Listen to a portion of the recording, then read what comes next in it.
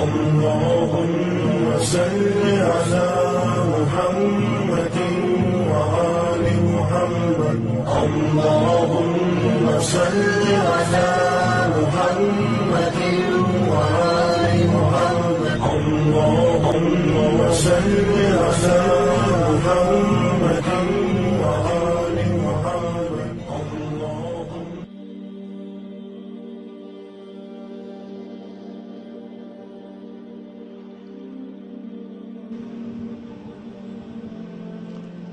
And now we come to the one hadith that has created a problem for the world of Islamic scholarship. The hadith is in Sahih Muslim. It speaks of the return of Nabi Isa alayhi salam. And then he kills Dajjal. And then after he has killed Dajjal, فَبَعَثَ اللَّهُ. Ba'atha does not mean release. Ba'atha means to send. But somehow or the other, everybody have come to the conclusion that after Nabi Isa alayhi salam kills Dajjal, that Allah will now release Ba'atha, Gog and Magog. The first of them will pass by the Sea of Galilee, but in Arabic it's not the Sea of Galilee. That's an English word used by the Christians. The Jews don't use Sea of Galilee. The Jews call it Lake Kinneret. Kinneret. And in the Ahadith it is known as Buhayrat al-Tabariya, Lake Tiberias. All three names refer to the same body of water. The first of them will pass by the Sea of Galilee and start to drink the water. And by the time the last of them pass, they will say, there used to be water here. I think this is a fairly simple footprint to recognize. Fairly simple, like the tall buildings, that when you see the water level in the Sea of Galilee going down and down and down, and when it reaches the point of no return, that it has crossed the level now, that the Sea of Galilee could ever be revived. It's only a matter of time for it to die, to dry up. Then you know that you are close now to the end. What is the water level in the Sea of Galilee now? The answer is the water level in the Sea of Galilee has already crossed the point of no return. That's how low it is. Indicating that Gog and Magog have been passing. When they pass by the Sea of Galilee, where are they going? They're going to Jerusalem. When they go to Jerusalem, what are you doing with the water? You drank all that water? Huh? We are dealing here with religious symbolism. It's not the actual drinking of the water. Rather, it is the consumption of water. Israel said, we're going to make the deserts green. Those Arabs couldn't do that.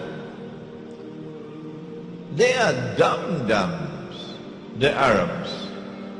And we have the scientific and technological know-how. We can change the desert and make it green.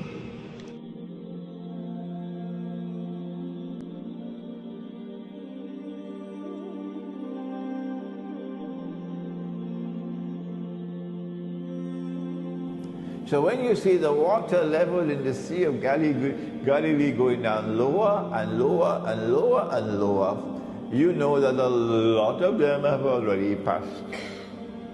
And by the time the Sea of Galilee dries up and there is no more water, they have all left the north and they have reached to the Holy Land. Where are we now? Answer? Just look at the Sea of Galilee and you'd know. A little island just appeared in the Sea of Galilee maybe last week or 2 weeks ago, which was not there before. The Sea of Galilee is going down. It is in irreversible decline. It's just a matter of time now before it dries up, indicating that most of Gog and Magog have already come this way. We now come to another intriguing event. It is located in the Sunan in the Sahih of Imam Muslim. A companion of the Prophet alayhi salatu wasalam, he was Christian, he became Muslim. His name is Tamim Dari. He came to the Prophet alayhi salatu wasalam and narrated an event which occurred. When we study the event critically, we come to the conclusion this could not have been an actual event, it had to be a vision. The Prophet listened, and then he said to the people, "Sit down, I have something to say to you." Tamim Dari came to me and told me something about the Antichrist, which confirms what I have been saying to you. And now we get the story from the blessed lips of the Messenger of Allah. What is the story? Tamim ad-Dari and some 30 or 40 of his companions went on board a ship. And then the storms came and blew the ship for a whole month before they arrived at an island.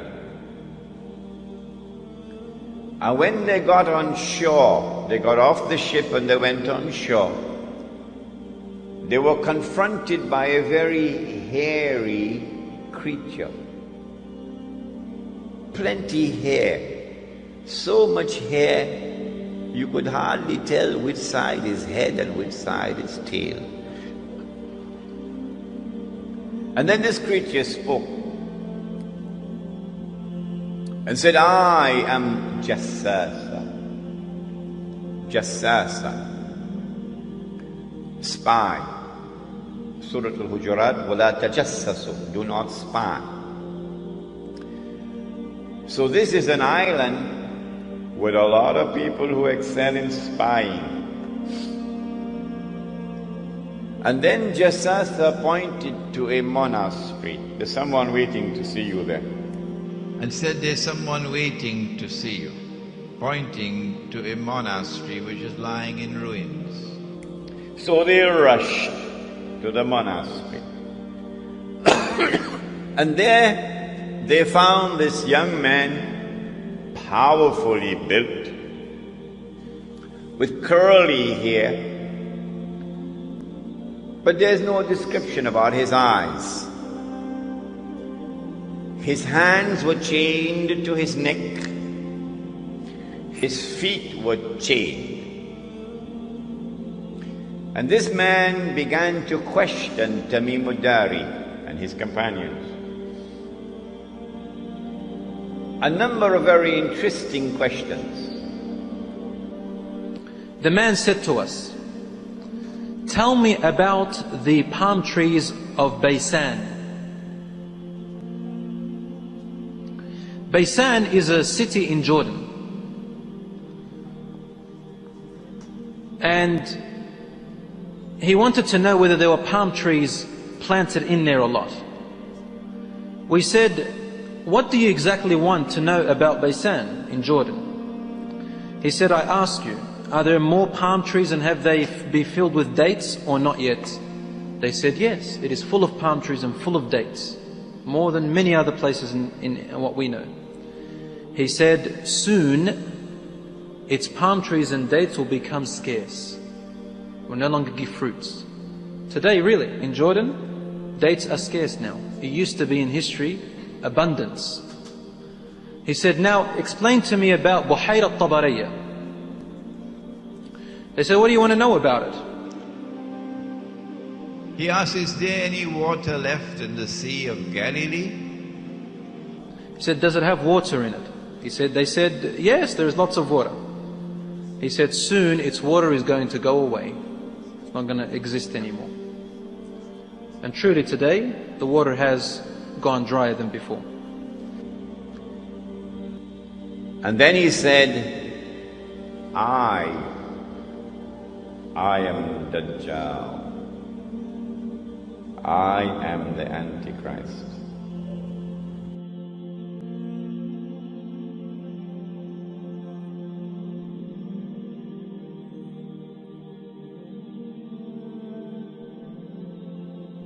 Thousands of years ago, Moses had to strike a rock to get water in the desert.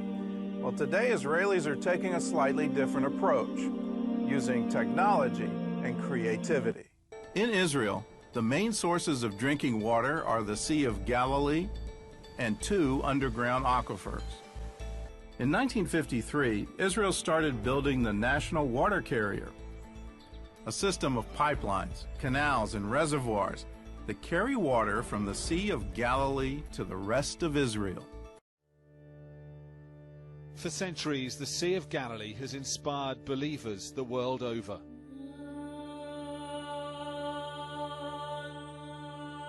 The waters the Bible tells us Jesus walked on, the shores where he performed his miracles. A place of beauty, religion, and legend. But today, on the brink of disaster. Water should be above our heads, in fact. The tragedy is that you don't need to be Jesus Christ anymore to walk here on the Sea of Galilee. Environmentalist Gideon Bromberg and I could walk the floor of the lake because its waters have retreated hundreds of yards. Making the desert bloom is unsustainable, and the demise of the Sea of Galilee must send that message to Israeli politicians. This bay should be full of water right up to those rocks. The Sea of Galilee is so low it must be pumped uphill into the Jordan now, the river it should feed. Otherwise its baptism sites would dry up. But the Jordan doesn't flow much further from here. Israeli authorities deny mismanagement. Instead, they blame the weather. Such a drought of 5 successive years, that's something we never met. And that's also something that statistically is really rare. On the waters, boatmen who fish for tourists are deeply alarmed. We used to use the first pier, and then the water level went down, so we brought another one, and now another one. Do you think it's going to get better? We pray it will be better, and it will be. We trust God. It'll need more than divine intervention.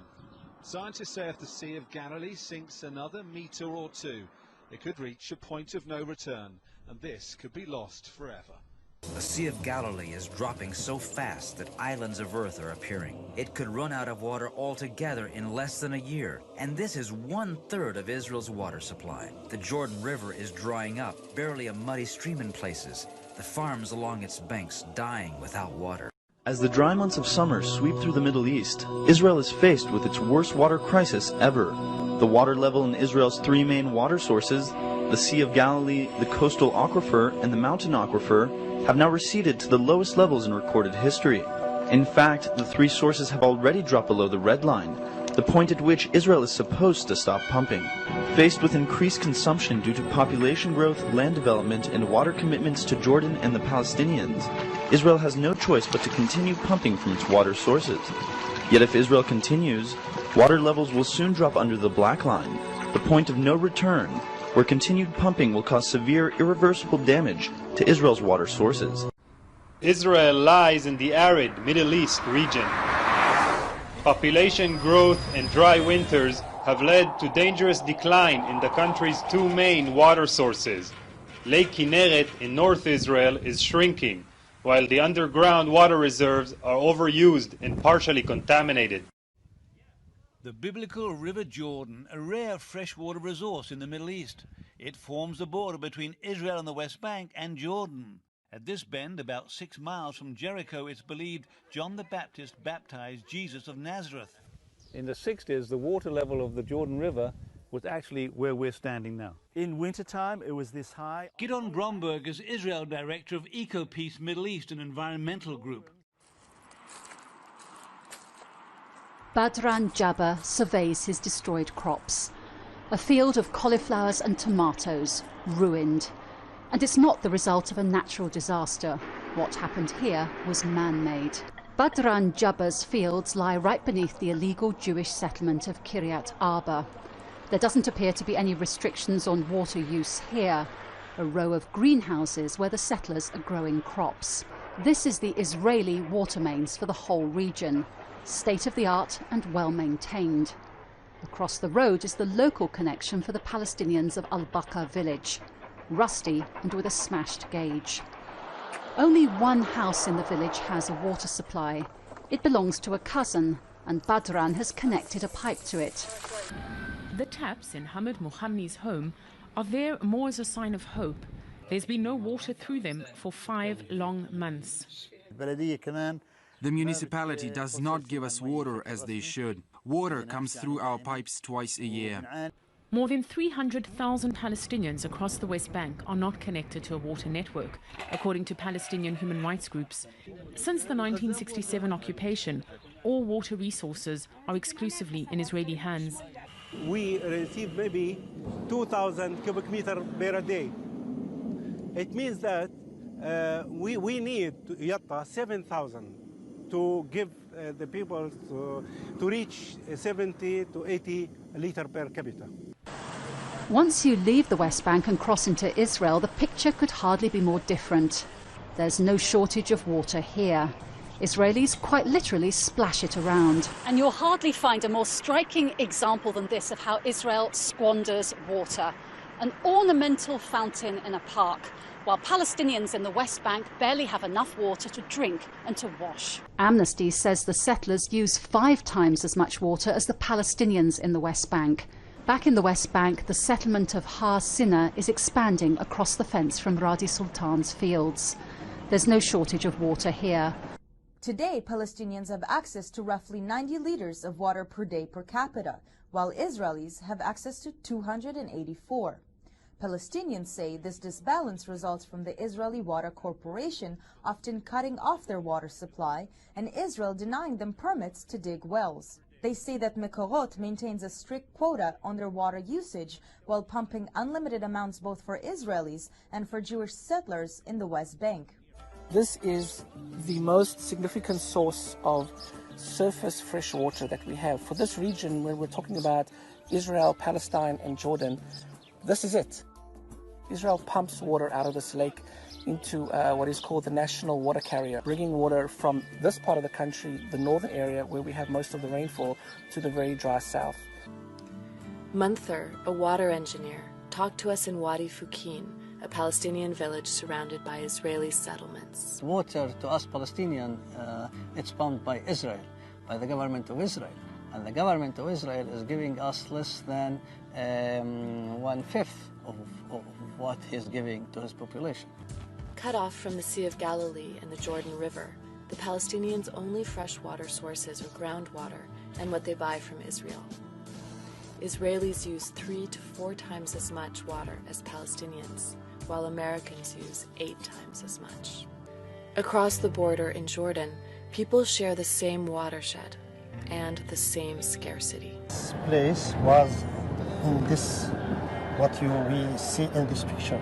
This is the situation of this place in 70s and 60s and 50s and the last century. It's disaster. A leading rights group claims Israel is depriving Palestinians of their fair share of the region's scarce water supplies, while settlers and other Israeli citizens splash it around.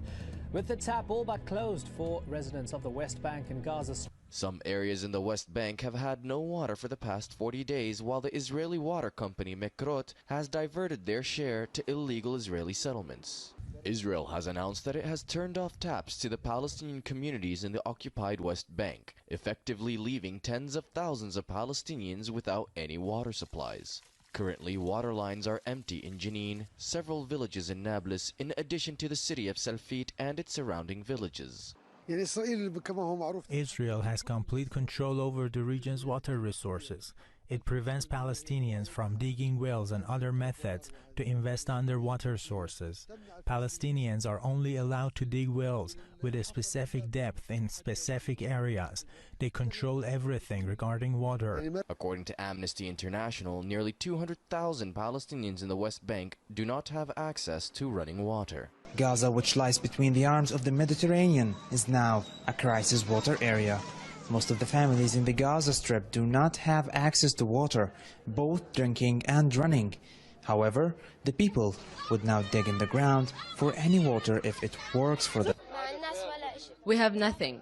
We are sitting in the school. We have no water, no food. There are a lot of casualties in the school. We even don't shower.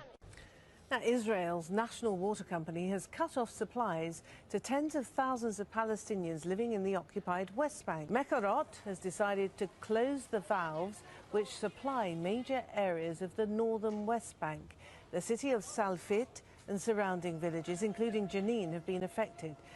والله المي اللي عندنا بالنسبة للبير تبع المي ميته سيئة جدا. ميته عاطلة، حتى الحيوان لا يقبل انه يشرب.